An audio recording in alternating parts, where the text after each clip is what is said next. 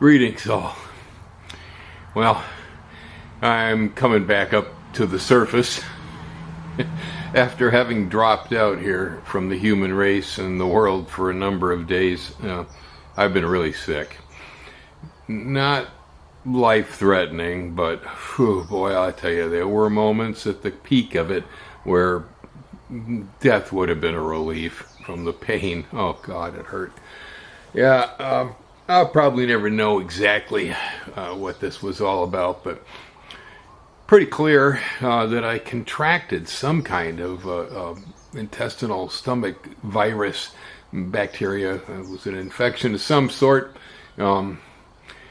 It's very possible that this occurred because throughout most of the entire COVID, I've been home here in the kitchen cooking out in a garden, and getting fish from the fishermen, and that's about it. I haven't been out to eat, Well, now that things were kind of letting up, we went out to eat several times lately, and it's possible that I got a hold of a piece of lettuce from the mainland or something that had listeria on it.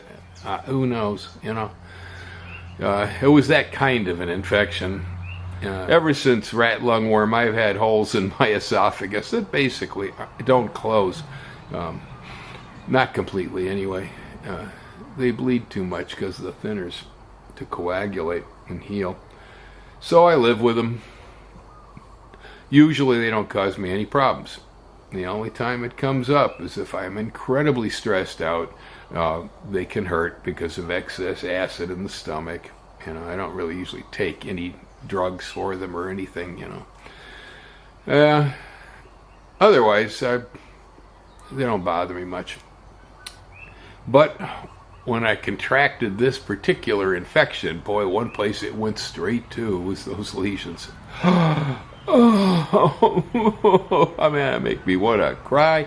Yeah, I was moaning so bad for a while that Ellen had lined up everything to get me out of the house and into the emergency ward because she was afraid, Yeah, it was pretty bad for a while. But it is getting better. And so for anybody who was wondering, why did the Green Garden guy stop talking on YouTube? Well, it's because I couldn't do anything but moan. And then, again, those of you who have ordered seeds during the last week or so, I haven't filled the orders yet. It's going to take me a while. I'll get to it, maybe starting today, maybe tomorrow, as I'm feeling better. I don't feel up to getting out to the post office. I guess I can count seeds, but yeah, so that's been where I'm at. I'm not looking for your sympathy or compassion on it, really. It's just stuff happens, it just happens. But I do want to thank everybody. In the last video I made that I had mentioned that I was getting sick at the time. I hadn't reached the peak of it yet. But who had offered me their suggestions on supplements, food, diets, or just hope you get well soon. Thank you. Really. Thank you. It's nice to know somebody gives a darn once in a while, isn't it? Yeah. So, anyway, that's the basis of how we get to this story today. But that's not the story. No, it's a lot better than that. As a matter of fact, it's extraordinary. Now, I have a fair history with our spiritual musics. I mean, the first music I ever heard as a boy was gospel music while living in Tennessee. I heard that before I ever heard rock and roll. And the second music I heard was Fats Domino. Okay, but yeah, it was gospel music, and it moved me.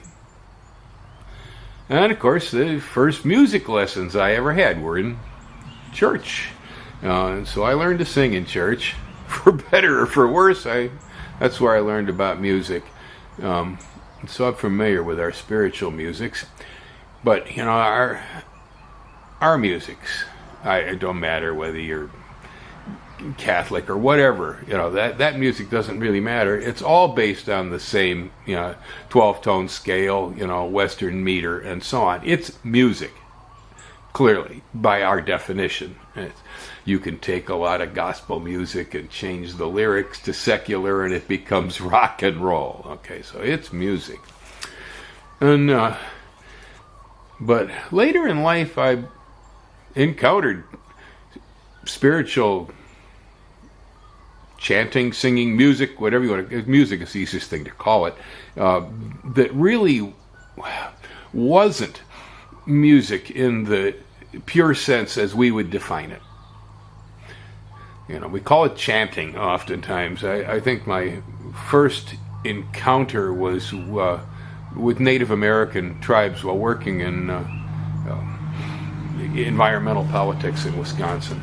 I was frequently side by side with the tribes, the Anishinaabe from Lakudare.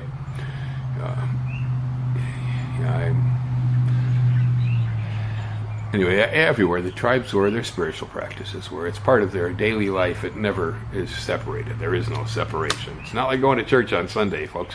And, so I was being smudged with sage and rubbed with cedar boughs and all this kind of stuff to be blessed to be working with them in their state. And, of course, their sound of music, their chanting was there. Perennially, there were the drums. And there was the chanting. And that was... I had some rather unusual, very potent experiences in all of that were new to me at the time. Later, I discovered Sufi music. Sufi music, being from a branch of Islam, is based in a more musical context. It is music, pure and simple, but it's music that's written specifically to induce a state of ecstasy. It's the dancing, the whirling dervishes, I'm familiar with that term, they're Sufi. The music is an ecstatic music that usually will start here and then gradually carry you away upwards. Nusrat Fateh Ali Khan was probably the deepest connection I ever made into that music. He's a fabulous Sufi singer. I used to love to listen to his music, and occasionally, under the right state of mind, I would ride upward with him, and I just spiral into ecstasy as I followed him up, And so the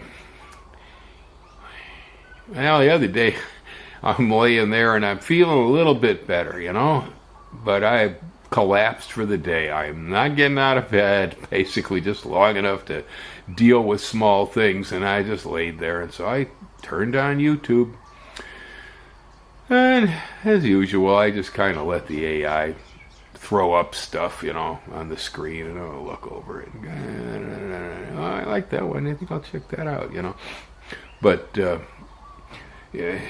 that's what I was doing. I was not in a situation of looking for control. Well, something rather odd actually happened, because usually these AI searches that Google makes are based on your past practices, your searches, what you like, what you don't.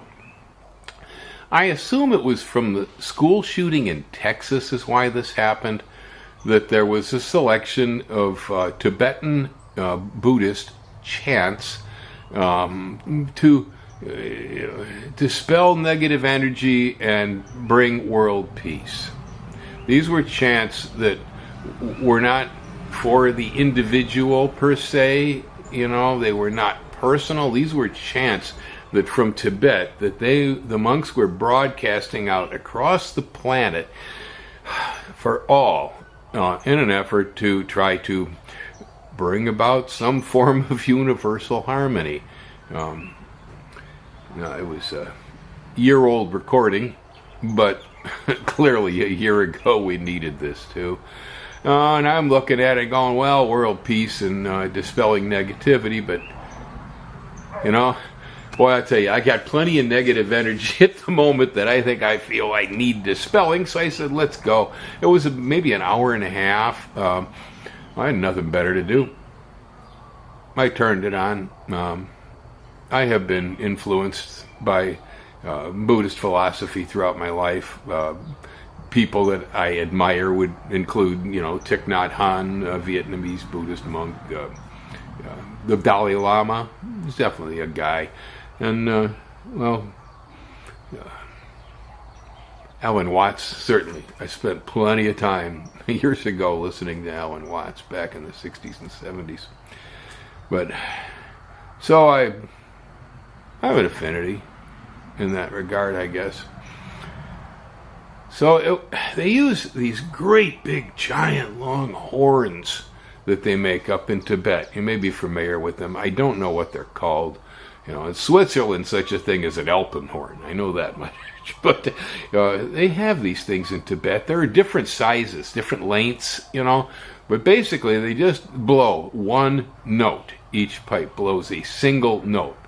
And they're anywhere from thunderous, low, to fairly high, almost trumpet or flute-like tones. Everything in between. They basically operate as a drone. And I guess if you're up in the Himalayas, high in Tibet, in Lhasa someplace, and you bounce this stuff off of the sides of the mountains around you, it probably has quite a bit of resonance. Well, of course, they got the little cymbals and things they play too. There's a rattling noise. So I turned it on. I said, all right, it's not music.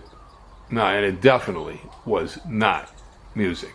Not any more than frog song is music or bird song is music. Or even maybe it's vibrational, it's chanting, and it has a purpose for sure. But it isn't really music. There's no particular rhythm. There's no particular structure in the way I would interpret it. A lot of it is disharmony, especially when they start blowing, apparently when they're trying to clear this negative energy off the planet. They start off blowing some pretty negative sounding stuff. Some of the low horn sounds were almost fart-like, Anyway, nothing better to do. I laid there and I listened. And I opened myself to it. I said, all right, clear out this negative energy. Well, it didn't take very long. I had stopped thinking about almost everything. And I had this spontaneous mental image rise up.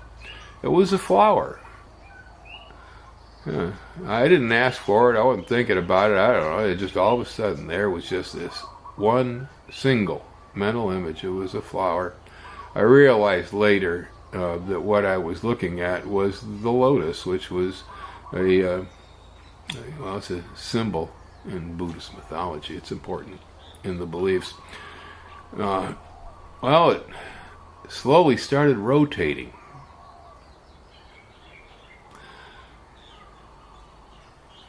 After a while, I started to fall deeper into, whether it was a meditative state or an alpha state, because I was tired and willing to sleep.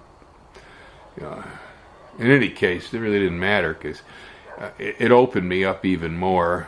I had no resistance to this sound. And, a very unusual experience of having this sensation of deep wisdom. Best way I can describe it. It came with the vibration. It carried on the tones. Were almost the thoughts of the monks. It was this ancient, deep wisdom, Tibetan Buddhists. Their beliefs, I guess. Anyway, it was highly unique, the experience, because again, it was spontaneous, and at least for a while, I almost instantly understood. I knew everything. It was just an opening. It's an enlightenment feeling, I guess, where all things suddenly become quite aware. Well, I take it that was my mental negative energy being dispelled from me at the time.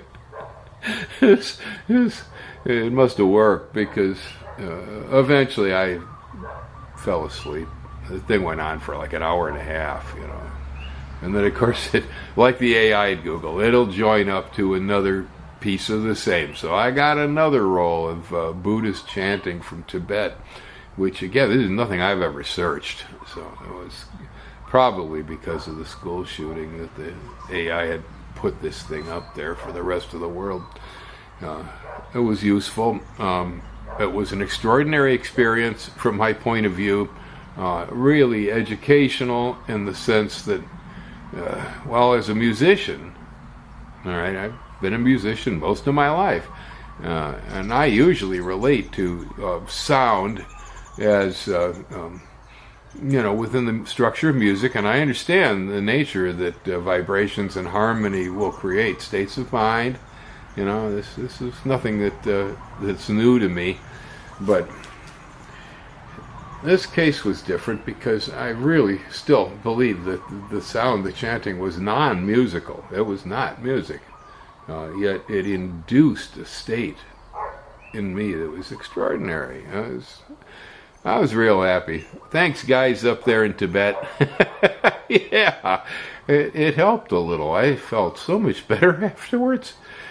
So if anybody ever has the opportunity and you got nothing to do for over an hour or so and you want to sit there and subject yourself to this, I highly recommend it. It's out there on YouTube. It's the Tibetan Buddhist chants. The one that I really particularly appreciated was a little over an hour. Yeah, I don't have too much connection to Tibetan Buddhism otherwise. I mean, I know there was a set of prayer flags around for a while. Ellen had them. I wasn't even sure what they were at first. And, I'll have to admit that, anybody curious, there was one viewer there that asked me one time about afterlife.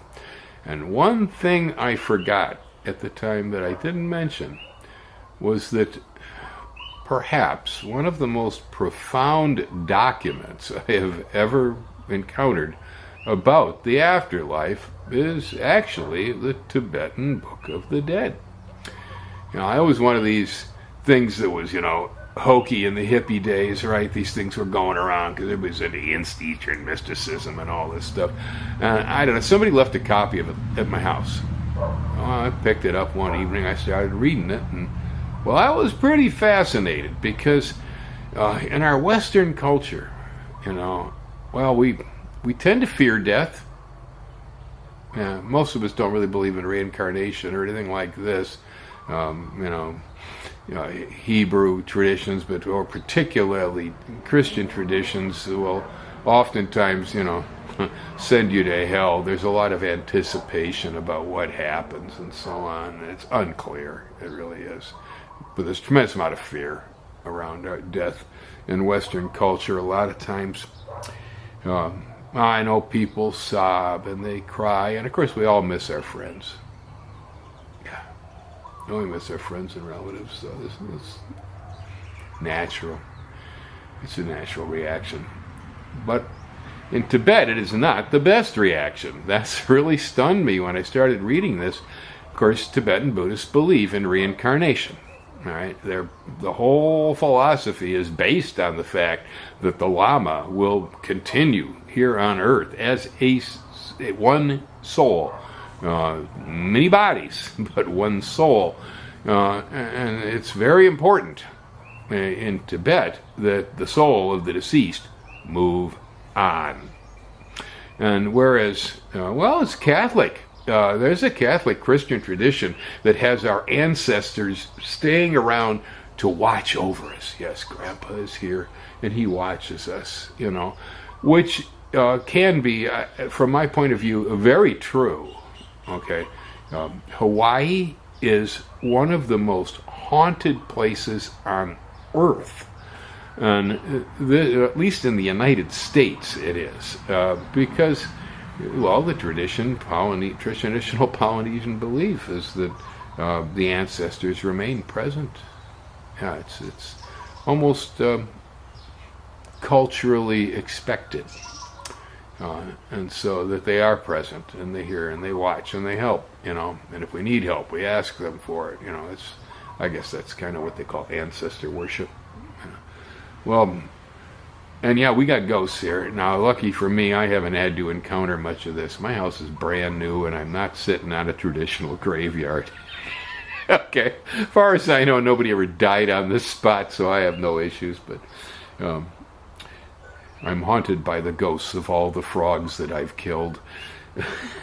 Koki! But not the Tibetans, though.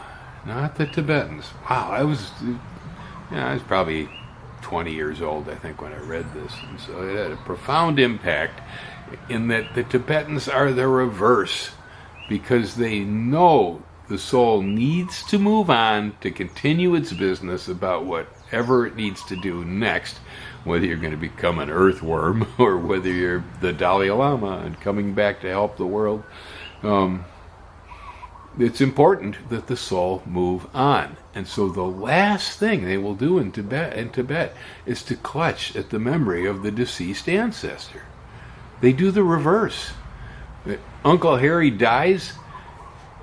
After they put him in the ground, they go back home, they start taking Harry's stuff and they start throwing it out on the streets for the crones to pick up and carry away to get all memory of Harry out of the house. They will go so far as to actually curse the deceased relative, talking bad about him, talking bad story, man. Oh yeah, you remember that? Oh yeah, he was such a jerk. Oh boy, I'm so glad he's gone. That kind of stuff. That's basically what the Tibetan Book of the Dead is all about, is how to send the souls of your deceased loved ones, ancestors, friends, relatives into the next incarnation. And clutching memories, believing that your ancestors are there looking over you, and this kind of thing is totally, I don't do that. They do the absolute reverse. And the longer life goes on for me, the more I begin to think they got something there. Man, I've never been happy with the Western way of death at all. My mother wasn't into that either, We despise funerals as people, We don't like graveyards, this whole attachment to hover. I mean, if I need to think about my deceased relatives, they're here. All the time.